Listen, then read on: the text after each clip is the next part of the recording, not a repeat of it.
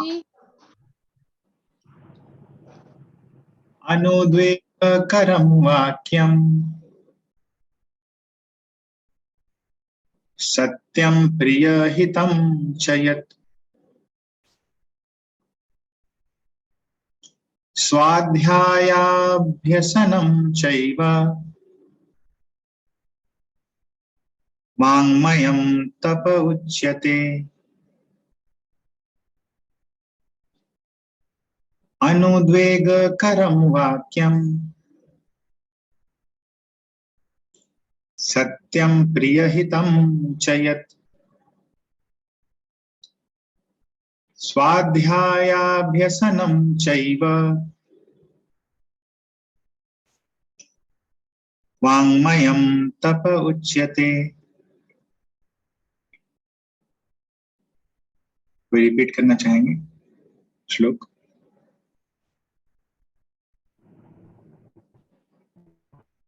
हरे कृष्ण। अनुवेगकरं वाक्यं सत्यं प्रियहितं च यत् स्वाध्यायाभ्यसनमुच्यते। देखा मुझसे रिपीट कीजिए। हरे कृष्ण। अनुद्वेगकरं वाक्यं सत्यं प्रियहितं च यत् स्वाध्यायाभ्यसनं चैव वाङ्मयं तप उच्यते। तप उच्यते।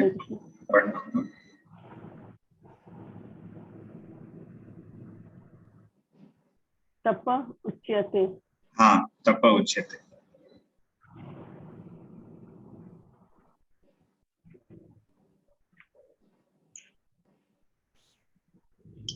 कोई रिपीट करना चाहेंगे?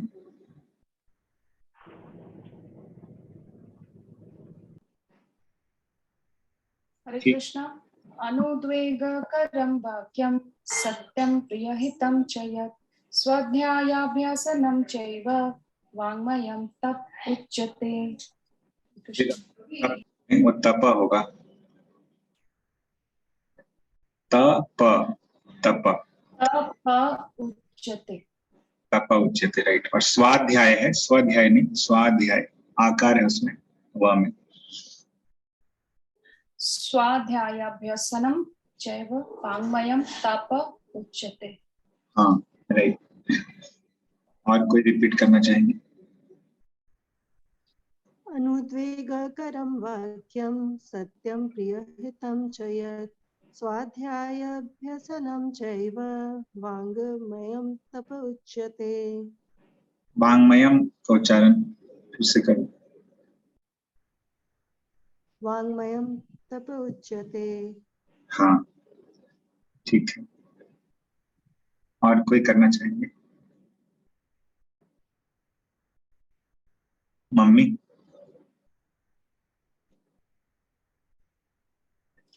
हरे कृष्ण। अनुद्वेगं करं वाक्यं सत्यं प्रियहितं च यत् स्वाध्यायाभ्यसनं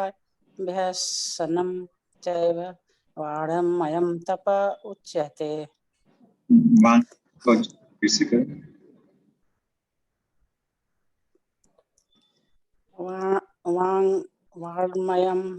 तप उच्यते। अंगा है, अंगा आधा है तो मयम। वाङ्मयम। अंगा पूरा हलंत के साथ है, उसमें पूरा उच्चारण नहीं करना है। वाङ्मयम। वाङ्मयम। वाङ्मयम। वाङ्मयम। तो ये थोड़ा सा जो है ये कंफ्यूजन क्रिएट करता है बहुत बार, क्योंकि हम लोग को आदत नहीं है अंगा को इस तरह पढ़ने का, तो इसीलिए। हाँ, ट्रांसलेशन पढ़िए चाची। हरे कृष्णा प्रभु जी। सच्चे भानों वाले हितकर तथा अन्यों के क्षुब्ध न करने वाले वाक्य बोलना और वैदिक साहित्य के नियमित प्रयाण करना, वही वाणी ही तपस्या है। वाणी की तपस्या बतला रहे हैं। अभी तपस्या के बारे में भगवान बतलाते हैं। अभी तक हम लोग क्या क्या देखे थे इस अध्याय में? कोई समराइज करना चाहते हैं? जो नोट्स बनाए हैं वो लोग समराइज करते हैं। अध्याय 17 में अभी तक क्या देखे हम लोग? सात्विक, राजसिक, तामसिक। सात्विक, राजसिक, तामसिक क्या? यज्ञों के बारे में, यज्ञ के बारे में। कोई समराइज कर सकते हैं अच्छे से?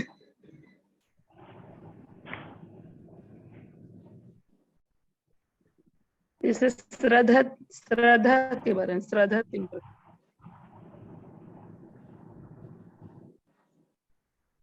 रुचि बताए थे, लक्षण, आसक्ति, भाव, ये सब। वो तो हम लोग अलग डिस्कस कर रहे थे, ये तो भगवत गीता कर रहे हैं हम लोग।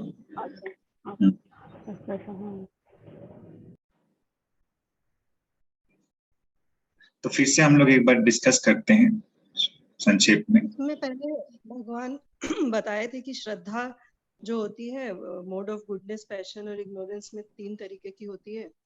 उसके बाद बताए थे कि जो लोग ये मोड ऑफ गुडनेस में रहते हैं वो लोग देवता का पूजा करते हैं, जो पैशन में रहते हैं राक्षसों का करते हैं, और जो इग्नोरेंस में रहते हैं भूत और इन लोग का पूजा करते हैं। उसके बाद आहार के बारे में बताए थे कि जो प्रकृति का 3 गुण होता है उसके हिसाब से सबका आहार भी अलग होता है। जो सतोगुण में रहता है उनको किस तरीके का भोजन पसंद होता है, तमोगुण में, और उसमें सतोगुण, रजोगुण और तमोगुण में किस तरह का भोजन पसंद होता है जीव को। उसके बाद बताए थे यज्ञ के बारे में कि मोड ऑफ गुडनेस में जो यज्ञ होता है उसका कैसा रहता है, और फिर पैशन में जो यज्ञ होता है वो किसी भौतिक आकांक्षा के लिए होता है और उसमें घमंड रहता है जीव को। और सात्विक यज्ञ क्या होता है? किसमें? सात्विक यज्ञ। सात्विक यज्ञ होता है जिसमें कि मतलब as a matter of duty करते हैं, उसमें कुछ भौतिक आकांक्षा नहीं रहता है। राइट। और मोड ऑफ रजोगुण में जो यज्ञ होता है वो भौतिक आकांक्षा के लिए होता है और उसमें घमंड रहता है जो करता है उसको यज्ञ कि हम कर रहे हैं यज्ञ। और तमोगुण में जो यज्ञ करता है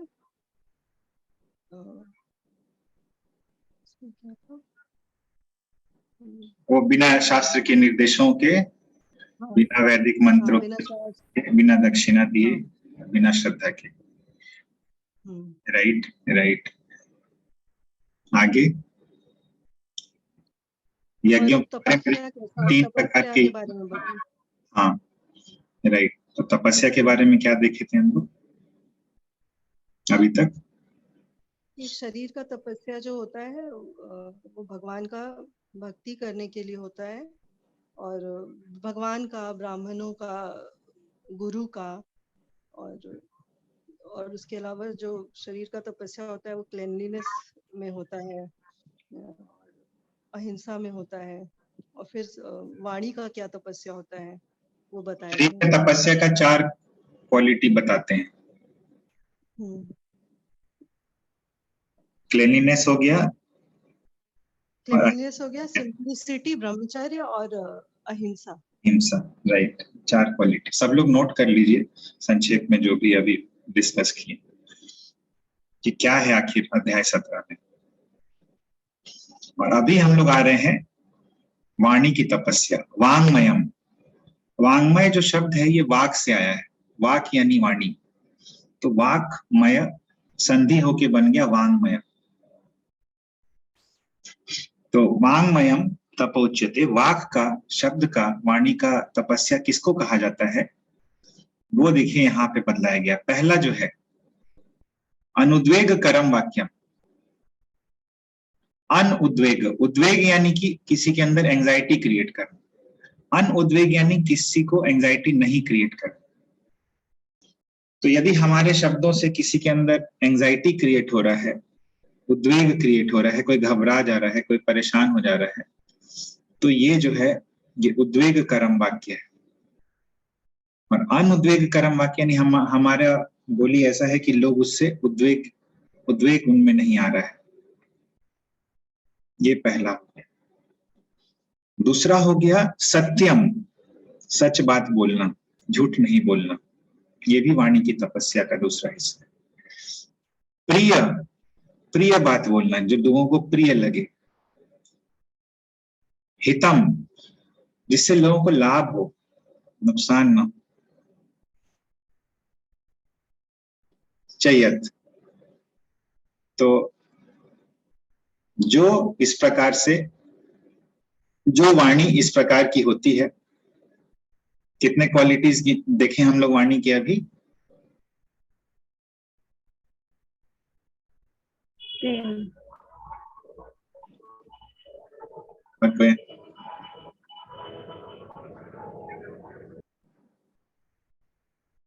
कितने गुण देखें वाणी के?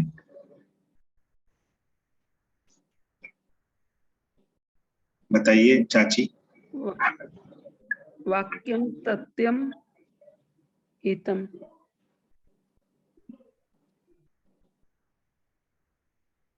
चाची बताइए। रेखा मौसी?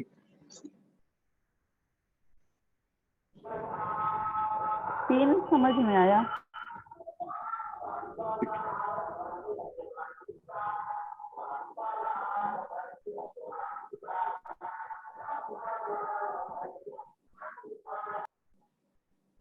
नोट्स बनाइए सब लोग। तो 4 है अनुद्वेग करम वाक्यम, सत्यम, प्रिय और हितम। 4 है।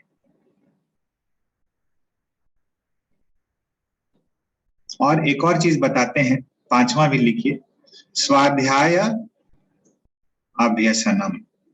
स्वाध्याय करना, वैदिक शास्त्रों का, वैदिक साहित्य का नियमित रूप से स्वाध्याय करना, जो अभी हम लोग कर रहे हैं, ये भी वांगमयम तप है, वाणी की तपस्या है। तो टोटल 5 हो गए।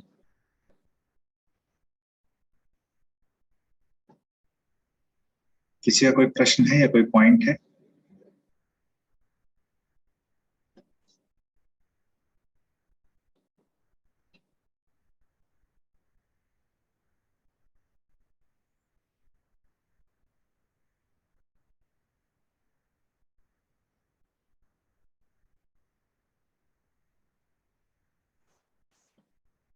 तो इसका तात्पर्य भी पढ़ लीजिए एक बार। पढ़िए रेखा मौसी। हरे कृष्ण। मनुष्य को ऐसा नहीं बोलना चाहिए कि दूसरों के मन क्षुब्ध हो जाएं। निस्संदेह जब शिक्षक बोले तो वह अपने विद्यार्थियों को उपदेश देने के लिए सत्य बोल सकता है, लेकिन उसी शिक्षक को चाहिए कि यदि वह उनसे बोले जो उसके विद्यार्थी नहीं है, तो उनके मन को क्षुब्ध करने वाला सत्य न बोले। यही वाणी की तपस्या है। इसके अतिरिक्त प्रलाप व्यर्थ की वार्ता नहीं करना चाहिए। आध्यात्मिक क्षेत्रों में बोलने की विधि यह है कि जो भी कहा जाए वह शास्त्र सम्मत हो। उसे तुरंत ही अपने कथन की पुष्टि के लिए शास्त्रों का प्रमाण देना चाहिए। इसके साथ साथ वह बात सुनने में अति प्रिय लगनी चाहिए। ऐसी विवेचना से मनुष्य को सर्वोच्च लाभ और मानव समाज का उत्थान हो सकता है। वैदिक साहित्य का विपुल भंडार है और इसका अध्ययन किया जाना चाहिए। यही वाणी की तपस्या कही जाती है। हरे कृष्ण। हरे कृष्ण। तो कहा गया है कि अनुद्वेग करम वाक्यम, इस तरह से बोलना है। लेकिन मान लीजिए कि बच्चे हैं घर में, बदमाशी कर रहे हैं, तो उनको हम लोग अनुद्वेग करम वाक्यम बोल सकते हैं कि नहीं बोल सकते?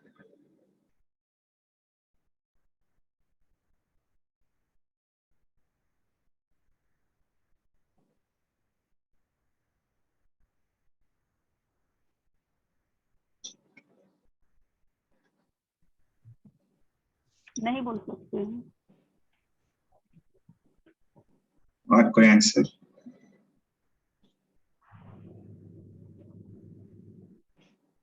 तो जो पेरेंट्स टीचर्स हैं उनको क्या करना है अपने फ्रेंड्स को, इसीलिए वो लोग बोल भी सकते हैं और मार भी सकते हैं।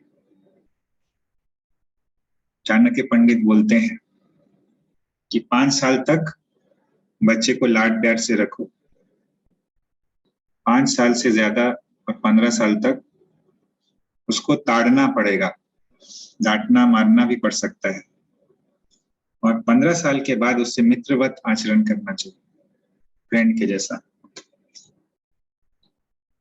तो इसीलिए शिक्षक, गुरु, पेरेंट्स, ये लोग जो है उद्वेग करम वाक्यम यदि अपने डिपेंडेंट्स के हित के लिए है तो ये बोल सकते हैं, नहीं तो फिर करेक्ट करने वाला कोई नहीं रहेगा, तो गलती चलते जाएगा। लेकिन हाँ, यदि कोई इन श्रेणी में नहीं है तो उनको हम लोग उद्वेग करम वाक्य नहीं बोलना चाहिए, और इन तीनों कैटेगरी में भी उतना ही बोलना चाहिए, पेरेंट्स, टीचर्स, गुरु इत्यादि को भी, जितना कि शिष्य के लिए जरूरी है, उसके सुधार के लिए जरूरी है।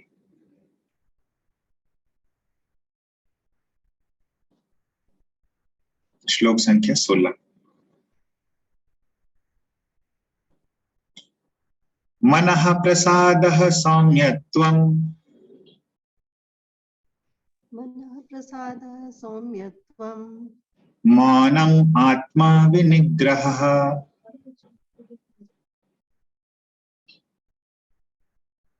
भाव संशुद्धिरित्येतत्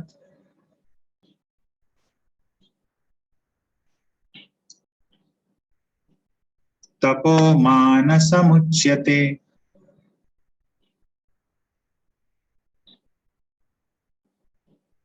मनः प्रसादः सौम्यत्वम्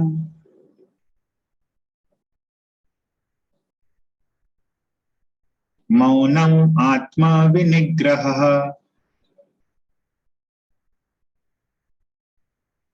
भाव संशुद्धिरित्येतत्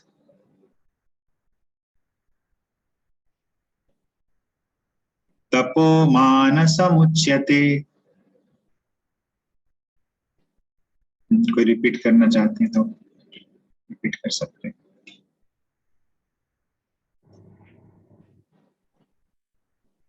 मनः प्रसाद सौम्यत्वम् मौन आत्मं विनिग्रह भाव संशुद्धिरित्येतत् तपो मानसमुच्यते। पॉज जो है वो 8 अक्षर के बाद अनुष्टुप छंद में देना है, इत्येतत्, उसके बाद तपो मानसमुच्यते। और कोई? मनः प्रसाद सौम्यत्वम् मौनम् आत्मा विनिग्रह भाव संशुद्धिरित्येतत् तपो मानसमुच्यते। विनिग्रहः, उसके बाद विसर्ग है। और कोई? मनः प्रसादः सौम्यत्वम् मौनमात्मा विनिग्रहः भाव संशुद्धिरित्येतत् तपो मानसमुच्यते। भाव संशुद्धिर इत्येतत्, त 2 है, इत्येतत् पहला चीज, और दूसरा हा के बाद विसर्ग है, इसको मत छोड़िए। विनिग्रहः, फिर से फिर श्लोक पढ़िए। मनः प्रसादः सौम्यत्वम् मौनमात्मा विनिग्रहः विनिग्रहः भाव संशुद्धिरित्येतत् तपो मानसमुच्यते। फिर भाव समशुद्धि, वो सम है, वो सन नहीं है, ना नहीं है, वो म है, अनुस्वार। भाव संशुद्धिरित्येतत् तपो मानसमुच्यते। देखिए, इत्येतत् तत् है, वो 2 त है, तपो त वाला जो है, त में देखिए डबल त है, इसीलिए पहला जो आधा त है इत्येतत् के साथ आएगा, और फिर जो नेक्स्ट है वो तपो मानसमुच्यते। फिर हम लोग नहीं तो नहीं बोलेंगे, तो एक जो त है उसको हम लोग ओमिट कर दे रहे हैं। संशुद्धि इत्येतत् तपो मानसमुच्यते। फिर से बोलिए। भाव संशुद्धिरित्येतत् तपो मान समुच्यते। भाव संशुद्धि इत्येतत् ऋत्येतत् ओके ओके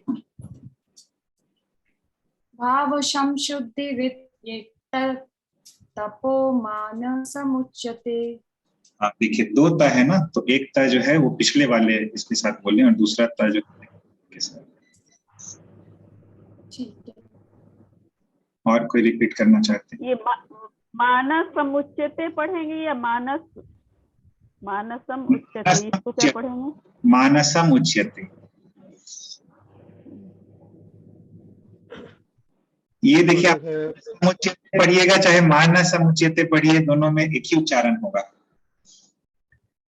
उच्चारण का फर्क नहीं होगा, यही संस्कृत है। आप मान समुच्यते पढ़िए चाहे मानसम उच्यते पढ़िए कि जैसा उच्चारण होगा।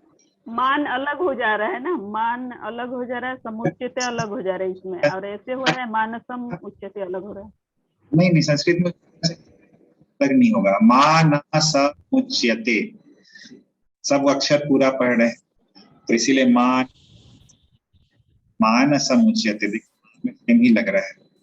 अगर हम लोग मानसम में क्या, हरे कृष्ण, इसमें आधा पढ़ा जाएगा, मानस एक साथ हो गया तो फिर उच्चते, मानस उच्चते नहीं, मानस उच्चते। गलत उच्चारण होगा अलग लगेगा, नहीं तो अच्छा उच्चारण रहेगा तो कुछ अलग नहीं लगेगा दोनों केस में। हम आकार कर देंगे तो फिर अलग उच्चारण लगेगा। मानसम उच्यते या मान समुच्यते, देखिए दोनों सेम लगेगा।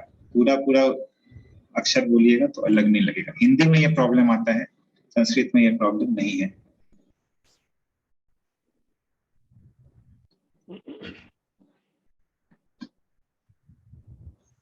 मनः प्रसादः संयत्वं मौनम् आत्मविनिग्रहः भाव संशुद्धिरित्येतत् तपो मानसम् उच्यते। हरे कृष्ण। हरे कृष्ण प्रभु जी। ठीक है, सनातन प्रभु जी अनुवाद। अनुवाद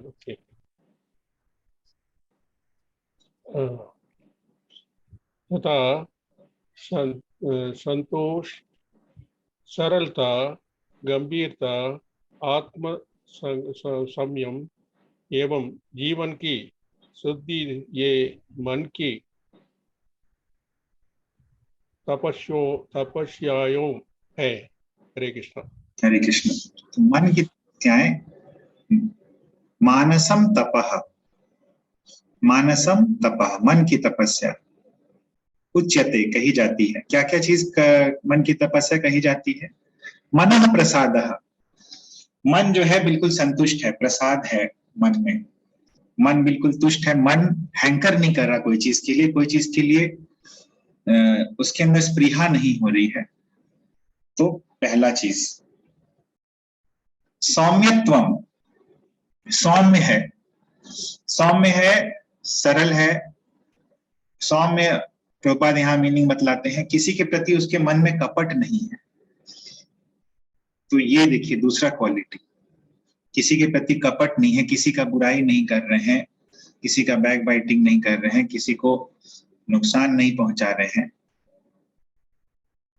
किसी के प्रति डुअल ये नहीं है कि बोल कुछ रहे हैं और उसके सामने कर कुछ रहे हैं। मौनम, मौनम यानी क्या? बेकार की बातें नहीं कर रहे हैं, जितना जरूरी है उतनी ही बातें कर रहे हैं, यही मौन होता है। आत्म विनिग्रह, सेल्फ कंट्रोल, संयम, आत्म संयम। भाव संशुद्धि, स्वभाव बिल्कुल शुद्ध है, स्वभाव में कोई मलिनता नहीं है, शुद्ध स्वभाव है। तो इस प्रकार इस प्रकार की जो तपस्या है ये मन की तपस्या कहलाती है। कितने गुण देखे मन की तपस्या के?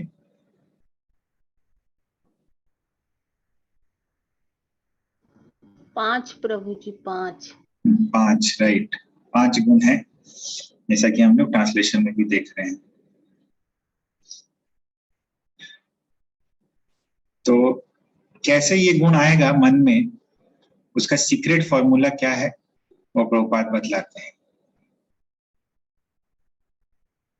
क्या है उसका सीक्रेट, ये 5 गुण कैसे आएंगे?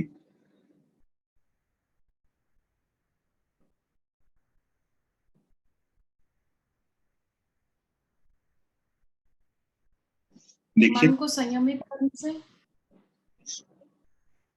कृष्णा कॉन्शियस में डिवोशनल सर्विस करना चाहिए। पहले कृष्णा कॉन्शियस में आना चाहिए, डिवोशनल सर्विस करना चाहिए, तब ये गुण ऑटोमेटिकली आ जाएगा। और कोई ऐड करना चाहिए?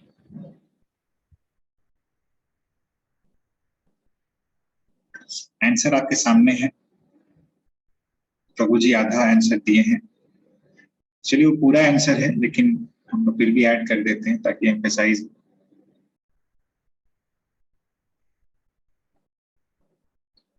तो भगवान की भक्ति, कृष्ण भावनामृत में लगे रहना और सेंस ग्रेटिफिकेशन से बचे रहना, इंद्रिय तृप्ति से बचना, इसी से ये 5 क्वालिटीज आएंगी। यदि कोई इंद्रिय तृप्ति में लगा रहता है तो आप देखिए, इंद्रिय तृप्ति में लगा रहेगा कोई व्यक्ति तो उसमें संतोष आएगा? कभी नहीं आएगा। इंद्रिय तृप्ति में लगा रहेगा तो सरलता आएगी? कभी नहीं आएगी। इंद्रिय तृप्ति में लगा रहेगा तो गंभीरता आएगी? नहीं आएगी। आत्म संयम आएगा? नहीं आएगा। क्या जीवन शुद्ध होगा? नहीं होगा। अल्टीमेटली ये इंद्रिय तृप्ति में कैसे नहीं लगा रहेगा? तो ऑफ कोर्स भगवान की भक्ति करेगा तो नहीं लगा रहेगा। यही चीज प्रभुपाद डिटेल में बताते हैं।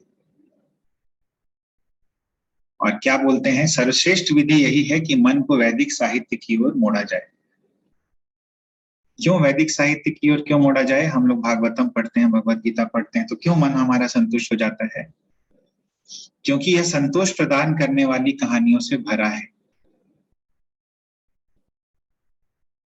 तो इस प्रकार की भगवान की लीलाएं हैं। भगवान की लीलाएं में सबसे बड़ा आप देखिए, भगवान की कोई ऐसी लीला नहीं है जिसमें मन को संतोष नहीं होता है। कि भगवान जिस प्लेटफॉर्म पे कार्य करते हैं वो है शुद्ध सत्व का प्लेटफॉर्म पे। तो ऑफ कोर्स ये ऐसा प्लेटफॉर्म है जिससे मन जो है बिल्कुल तृप्त हो जाता है, संतुष्ट हो जाता है। मौन का मतलब समझाते हैं। कोई व्यक्ति मौन है, इसका मतलब है कि वो निरंतर आत्म साक्षात्कार के विषय में सोच रहा है। ये है मौन का असली अर्थ। वो हमेशा आत्म साक्षात्कार के विषय में सोचता है। इसीलिए जो डिवोटी होता है वो एक्चुअली पूर्ण मौन होता है, शुद्ध भक्त। तो मन की तपस्या का सीक्रेट फॉर्मूला क्या है?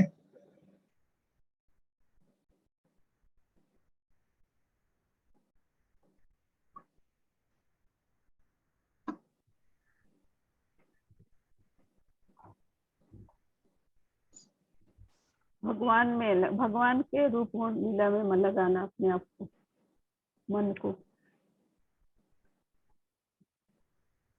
मन से छल कपट से मुक्त होना चाहिए और मनुष्य को सबसे कल्याण की दिशा सोचना चाहिए।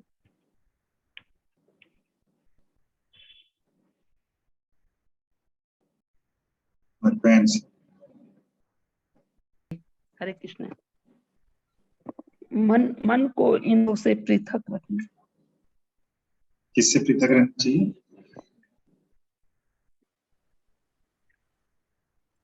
जैसे मनुष्य का व्यवहार निष्कपट होता है, उसे शुद्ध बनाना है, भाव से शुद्ध बनाना है।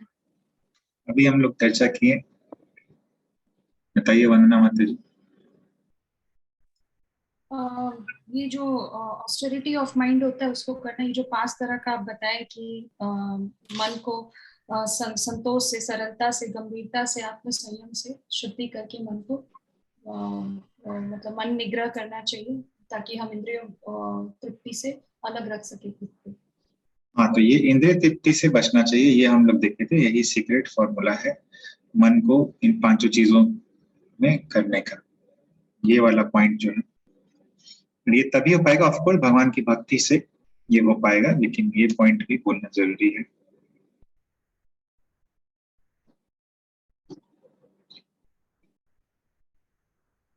श्रद्धया परया तप्तम्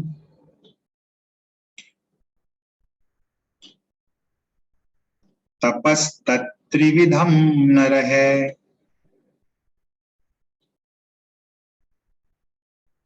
अफलाकांक्षिभिर्युक्तैः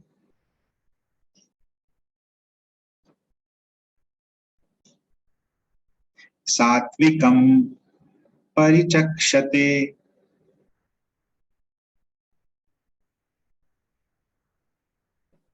श्रद्धया परया तप्तम् तपस्तत्त्रिविधं नरः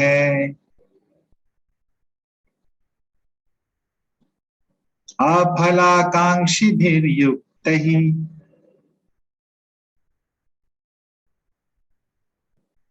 सात्विकं परिचक्षते। कोई रिपीट करना चाहेंगे?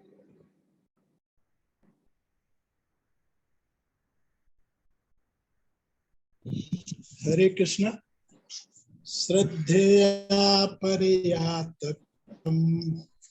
तपस्तत्त्रिविधं नरे अफलाकांक्षिभिर्युक्तः सात्विकं परिचक्षते। हरे कृष्ण। तपस्तत्त्रिविधम, इसमें ये हुआ है तपस्तत्त्रिविधम। पढ़िए ये शब्द।